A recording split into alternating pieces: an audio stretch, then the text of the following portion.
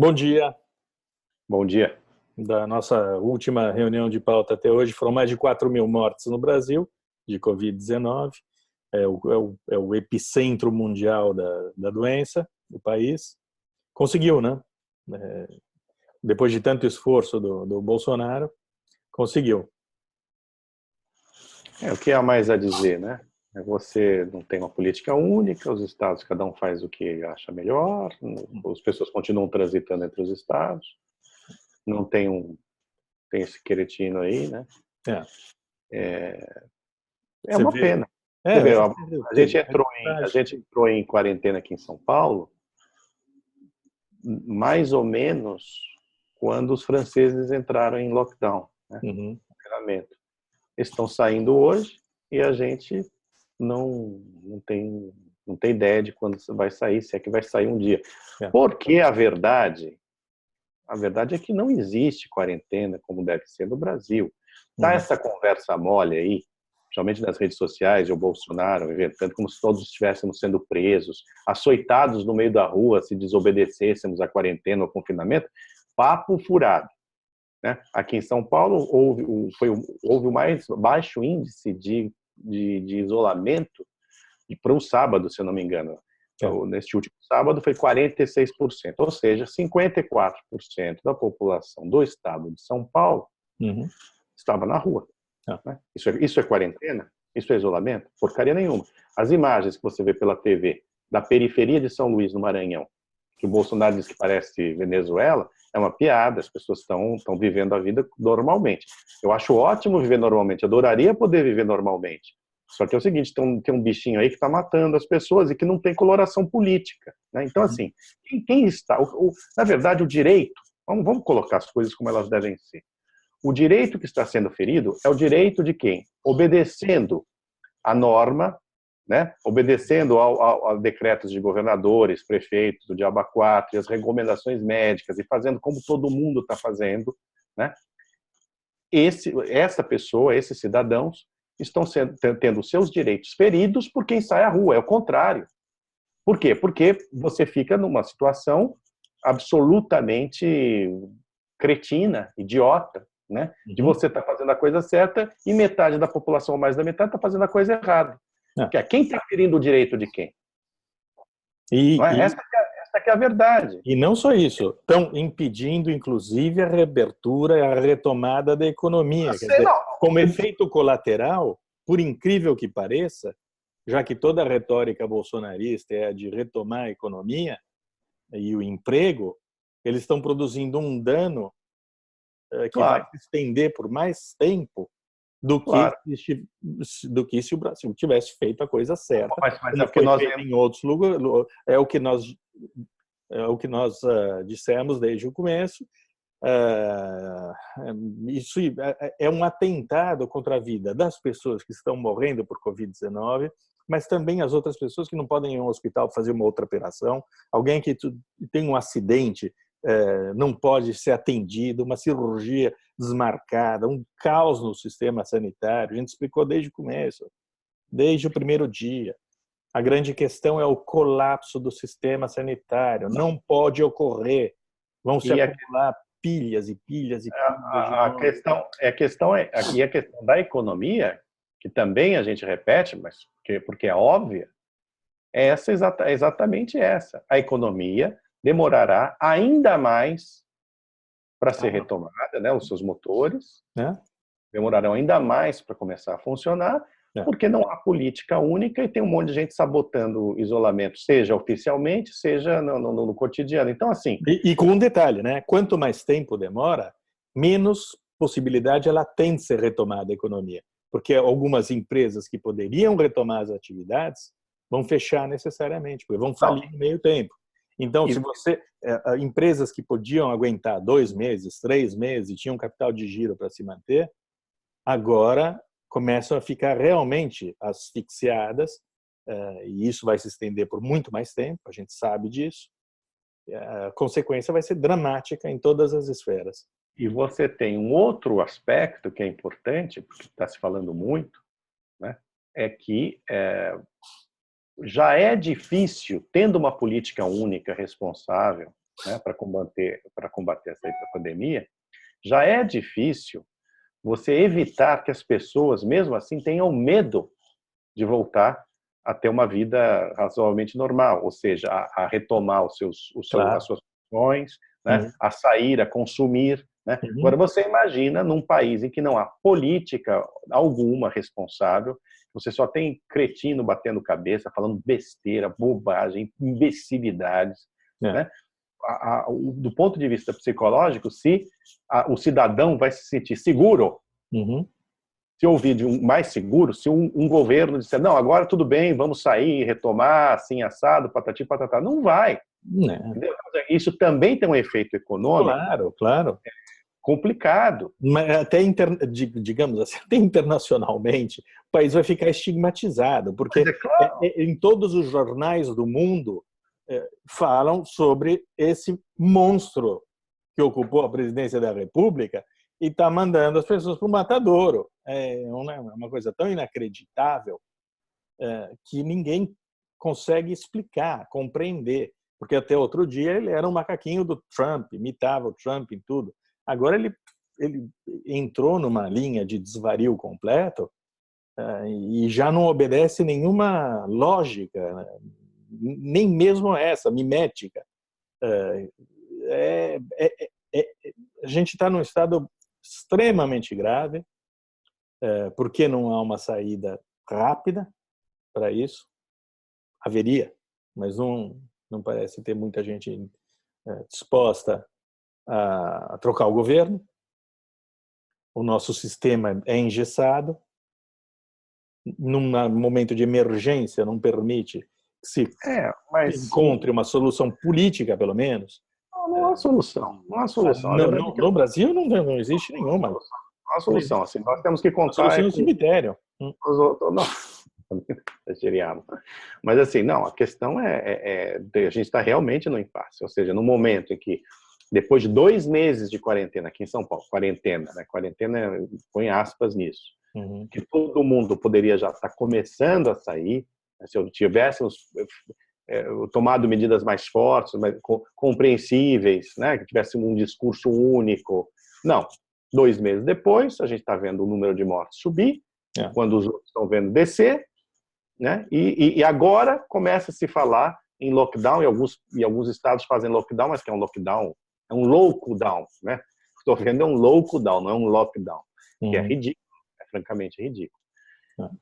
Bom, e aí? Não por acaso o Brasil é o único país que está em ascensão dramática, juntamente com o México, que tem um presidente socialista, mas que também... Não tem nada a ver. Aliás, teria de ser o contrário, né? A direita, que em geral deveria ser mais racional, né?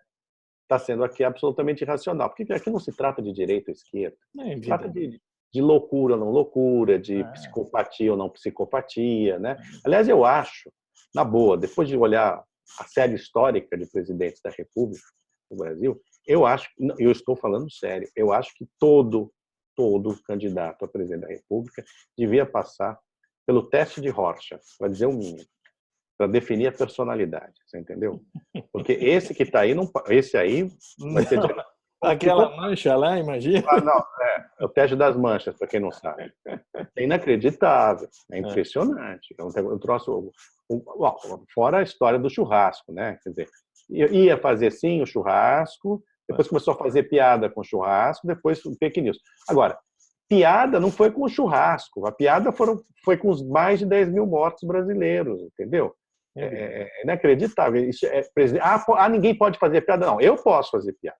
Não, mas ele vem fazendo isso todos os dias. Você pode fazer piada, todo mundo pode fazer piada. Não há limite para piada. Eu acho que não fica. Agora, presidente da República não pode fazer piada. Esse tipo de piada não pode, não. Não pode. Sobretudo porque ele tem uma responsabilidade, não é uma questão de bom gosto, ele tem uma responsabilidade direta sobre a questão. Direta? Não. E ele é uma instituição. O presidente da República, o legislativo são os deputados e senadores, o judiciário são os juízes, desembargadores e ministros do STF, STJ, etc. Né? E o executivo é basicamente o presidente da República, Katsu. Ele não pode. Ele não pode fazer esse tipo de piada. Ele não é o Bolsonaro que está fazendo piada. Né? Porque tem um bando de cretinos dizendo, não, ele pode fazer piada. Não, não pode. Ele é presidente da República. Não pode fazer piada com morte. Não pode. E eu repito, não é só uma questão de decoro, é também uma questão de decoro. É o fato que ele tem uma responsabilidade objetiva.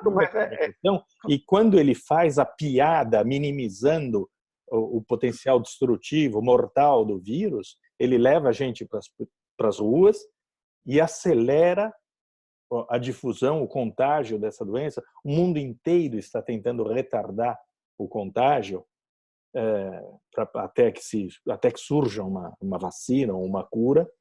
E o imbecil empurra as pessoas para as calçadas a fim de que elas se contaminem, morram, levem o sistema ao colapso. É inacreditável. É inacreditável. A piada... O que o Brasil está vivendo neste momento é inacreditável. É impensável. É impensável. O churrasco que ele disse que era fake news não era, né? Se ele acha que a piada foi a melhor saída, eu acho que foi até pior. Foi mais ofensiva, sem dúvida nenhuma. Mais ofensiva. Foi mais ofensiva. E depois sair de jet ski ali. É uma coisa tão flagrante. Tem um aspecto também autolesionista nisso tudo. O cara sai de jet ski e 2 minutos depois, no Twitter, já tinha a foto do Collor em jet ski, evidentemente, né? O cara despirocou. Então, Rochas, se você põe uma mancha na frente dele, ele sai correndo voando, como um morcego infectado pelo coronavírus. Incrível, incrível. Olha, é desolador o quadro brasileiro. Bom, e temos aí o desenlace, que não foi um desenlace, do vídeo, né? O tal do vídeo, da reunião do dia 22 de abril, dos ministros, né? O que vem com cortes. Vem com cortes. Vem com cortes, O Augusto Aras vai soltar para a gente um trechinho de 8 segundos. Eu tô achando que isso vai acabar no Pornhub, viu? Esse vídeo. Porque se não deve ter acontecido... Bom, pornografia houve, olha. Coisas indizíveis aconteceram, porque não é possível, né? Uma reunião do presidente da República com o seu ministério. Não era uma reunião assim, secreta, né? Não. No seu ministério. Você não pode divulgar, mas nem pro... Não queriam dar nem pro ministro do STF olhar. Há segredos de Estado. Opa, imagino. Foi xingar na China. Determinantes para os destinos mundiais. Não, sem dúvida. Você pode imaginar, né? O Bolsonaro com a sua maleta com armas nucleares, né? Atiramos, né? Crise dos mísseis com a Venezuela, né? Isso. E hoje o Valeixo já prestou depoimento. Ele pode contar exatamente como foram as pressões sobre ele, relatadas pelo Moro, o diretor-geral da PF, que foi demitido, e um herói da Lava Jato, pioneiro da Lava Jato e herói da Lava Jato, foi demitido desse governo imundo, e agora ele vai poder relatar, espero que ele conte tudo, como foram essas pressões de agosto até o momento da demissão dele. Amanhã vão os generais, vão dizer que o Bolsonaro tem o direito de fazer o que bem entende. O discurso já está pronto. Né? Isso é coisa do Bolsonaro. Ele fala assim mesmo. Os generais são o Ramos, o Heleno e o Braga Neto, né? Isso, os 3 ajudantes de ordens do capitão. Eu quando ouço, ou quando falo a Braga Neto, não sei por que me vem à cabeça aquele zagueiro do Vasco. Por isso que o Abel, né? Lembra do Abel? Lembro. O Abel. Olha, o Braga Neto tinha uma bela de uma biografia na intervenção no Rio de Janeiro, e agora tem de servir de página para esse governo, fica assinando exonerações e remanejando o poder e jogando tudo nas mãos do Centrão. Os militares... O tal do Rogério Marinho abrindo as portas. Eu acho que os ministros militares estão cometendo um erro, porque eu acho que muitos pensam, não só os ministros, mas também os militares, estão pensando que este, afinal de contas, porque foi o início, né, o que os moveu foi isso. Bom, é um governo muito associado à imagem do Exército, das Forças Armadas e tudo mais. Então, tá bom, então vamos embarcar. Vamos lá, vamos tentar segurar o homem, né? Que era essa a intenção. Né? Inclusive tinha o bunker, né, que estava sendo montado o programa, o Heleno, naquele momento, parecia ser alguém razoável. Então, independentemente das atitudes pessoais, o que está acontecendo hoje é que os militares continuam receosos de que um governo associado às Forças Armadas seja um desastre. Só que o governo já é um desastre, né? Do ponto de vista da pandemia, do ponto de vista da lisura, né? da transparência, né? Ainda não é um desastre completo em termos econômicos, nós estamos nos encaminhando para isso. Não precisam, o que eles não estão entendendo é que dá muito bem para desassociar a imagem das Forças Armadas deste governo que está aí. Entende? É uma necessidade, na verdade. Talvez seja até uma necessidade. Então, assim, continuam se associando cada vez mais. Não precisava, não precisa fazer nada, não está se falando em golpe, não é nada disso. Mas, assim, quer saber? Saiam do governo. Saiam do governo. Por quê? Porque aí as Forças Armadas vão continuar sendo respeitadas, o papel delas, né? Sem que haja essa imbricação que está sendo maligna para as Forças Armadas. A grande questão é que o vírus mudou tudo, na verdade. Né? Era um governo que podia ter lado, você analisava o governo friamente, tinha os lados positivos, lados negativos, e era um governo como outro qualquer. Depois do vírus, as coisas mudaram completamente.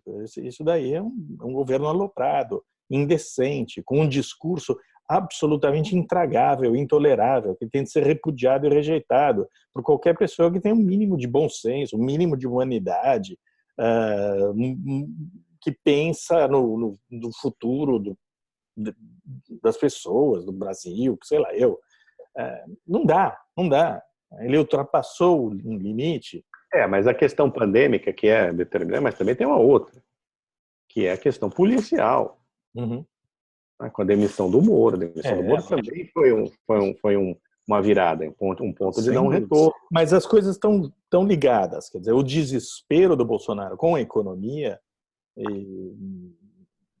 fez com que ele acelerasse esse processo de fritura também do Moro para poder abrir as pernas para o Centrão. Né? Então, houve uma coincidência muito oportuna para o Bolsonaro, ele precisava abrir as pernas, havia o Moro que perturbava essa abertura e, tirando o Moro, ele já ganhou pontos com o Centrão, já ganhou pontos com os fisiológicos, ele está entregando pontos com os bandidos, foi um ponto para ele.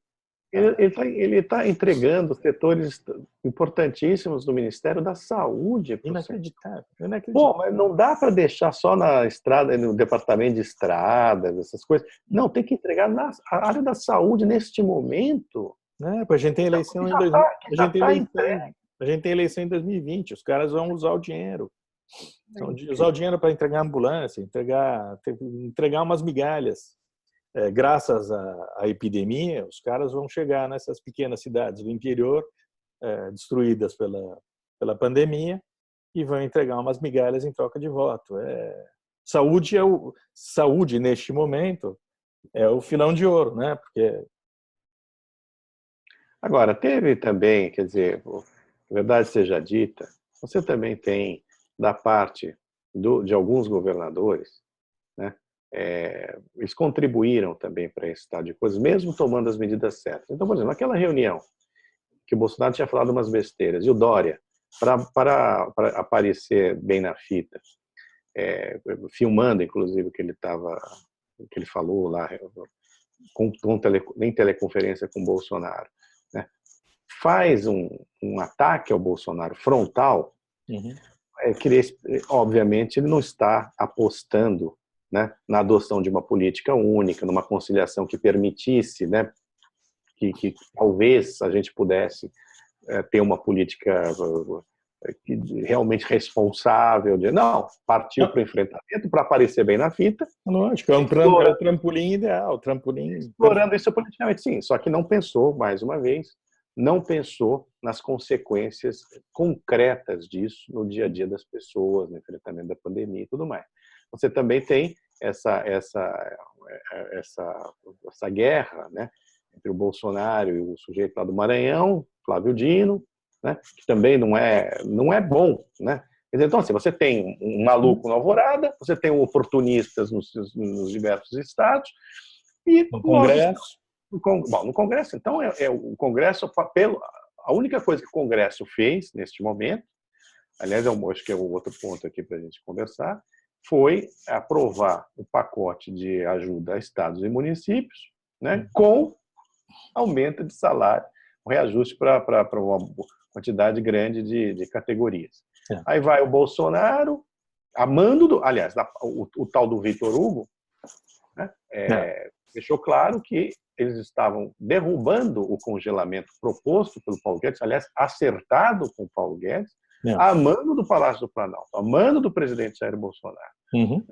Aí agora vem outra vez daquela ambiguidade que lhe é característica, que já não cola mais, o Bolsonaro dizendo que vai vetar o que ele mandou fazer.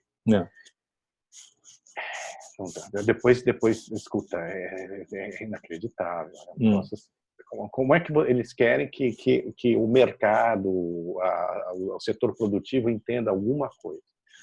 Né? Também não dá para entender esse troço de baixar juros dessa maneira, e o dólar já está batendo daqui a pouco em 6. Me desculpa, é absurdo. Até porque esse corte de juros da Selic não está chegando lá na ponta ao setor produtivo, porque não tem banco emprestando dinheiro. Essa aqui é a verdade. Não é o momento nem de emprestar, nem... É evidente que muitas empresas vão falir, é um momento de dar uma ajuda ponte para as empresas, para elas sobreviverem por um tempo, para que eles possam se capitalizar depois. Eu sou ignorante agora, desculpe, 3% de juros num país como o Brasil, não, e o dólar subindo, quer dizer, quem depende de insumo para produzir, quem depende de insumo importado, está ferrado. Ferrado. Porque a verdade é que com o IOF, o cacete a 4, esse dólar já está a 6 na realidade. Claro. Então, até mais de 6. Claro. Sem benefícios. Sem benefícios.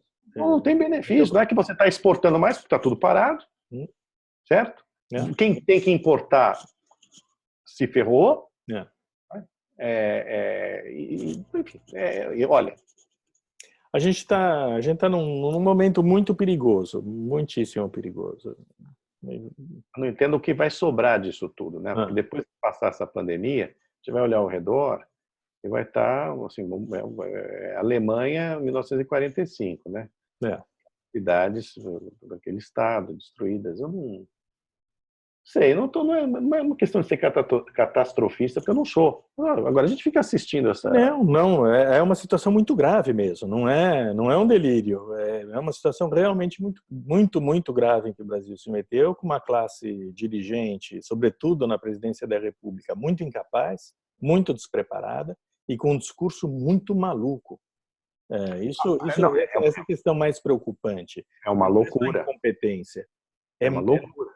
Tem uma dose de loucura ali que pode levar o país para uma vertigem da qual nós não vamos saber como sair.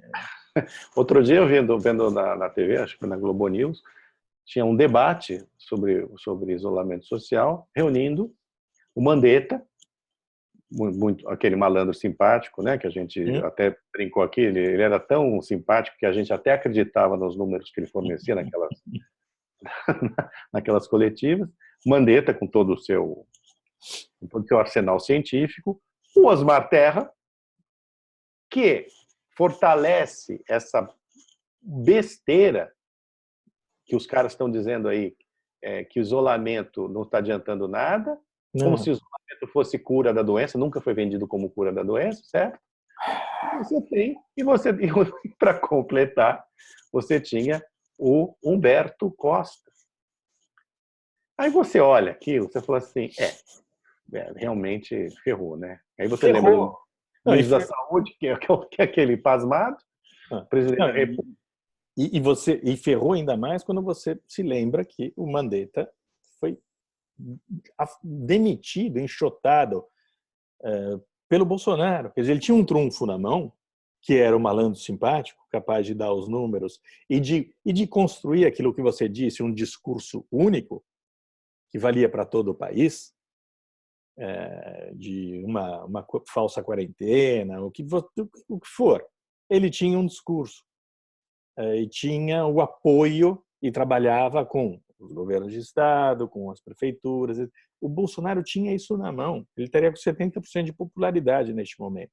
Depois cairia, lógico. Mas, neste momento, ele estaria com o país na mão, o Bolsonaro, porque estaria todo mundo esperando alguma coisa, né? Alguma reação. Agora, do jeito que está, só há catástrofe, não tem interlocução nem com a sociedade, nem com o mundo científico e nem com o resto do mundo. O Brasil está sozinho numa cruzada suicida que vai provocar um número desproporcional de mortes, sofrimento e de empobrecimento. Bem, boa segunda-feira. Boa semana. Boa semana, Diogo Mainardi. Isso, bom. Poderemos. Vamos lá. Vamos tapar o nariz e trabalhar. É isso. Um abraço. Tchau. Tchau.